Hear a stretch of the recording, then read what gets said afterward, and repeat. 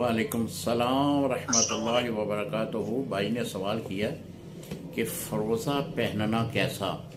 میں نے سنا ہے کہ ابو لولو فروز نامی شخص نے سیدنا امیر المومنین عمر رضی اللہ تعالیٰ عنہ کو شہید کیا تھا، اس وجہ سے یہ فروزہ نہیں پہننا چاہیے۔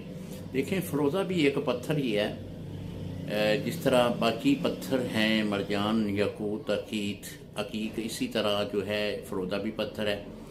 لیکن فروزے کو ترجیح جو ہے، یہ اصحاب رسول کے جو دشمن گروہ ہے وہ اس کو ترجیح دیتا ہے۔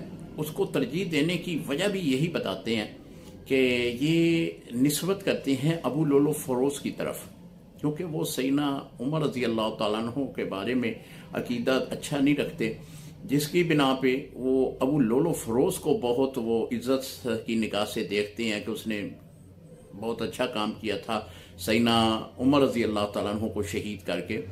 تو یہ کالے بچھو جو ہیں وہ اس کو سمجھتے ہیں کہ اس نسبت کی بنا پہ فروزہ پہنا جائے۔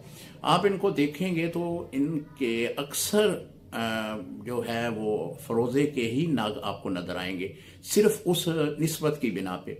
لہذا اگر آپ اس نسبت کی بنا پہ فروزہ نہیں پہنتے تو اس کا ثواب آپ کو ملے گا، نیکیاں آپ کی لکھی جائیں گی، کیونکہ جو صحابہ کے دشمن ہیں ان سے نفرت کرنا یہ بھی ہمارے ایمان کا جز ہے۔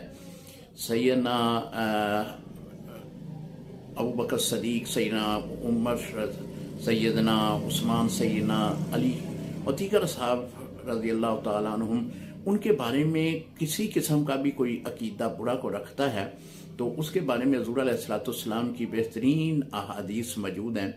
تو لہذا ان کے ساتھ اس طرح بغض رکھنا یہ ہمارے ایمان کا حصہ ہے۔ مدینہ منورہ میں حضور علیہ السلام کی آپ کی بارگاہ میں ایک جنازہ لایا گیا تو آپ نے جنازہ پڑھانے سے انکار کر دیا۔ صحابہ نے عرض کی کہ یا رسول اللہ، یہ آدمی تو نمازی ہے، متقی ہے اور 5 وقت نماز پڑھتا رہا ہے، تو آپ جنازہ پڑھائیں۔ تو حضور علیہ السلام نے فرمایا کہ میں اس کا جنازہ نہیں پڑھاؤں گا، اس لیے کہ اس کے دل میں میرے عثمان کا بغض تھا، یعنی سیدنا عثمان ذو النورین رضی اللہ تعالیٰ عنہ کا بغض رکھنے والے شخص کا حضور علیہ السلام نے جنازہ نہیں پڑھایا۔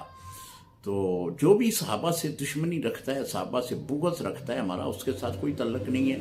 اس کی نفرت کی بنا پہ آپ بالکل فروزہ جو ہے اس کو نظر انداز کریں اور اسے نہ پہنیں۔ السلام علیکم ورحمۃ اللہ وبرکاتہ۔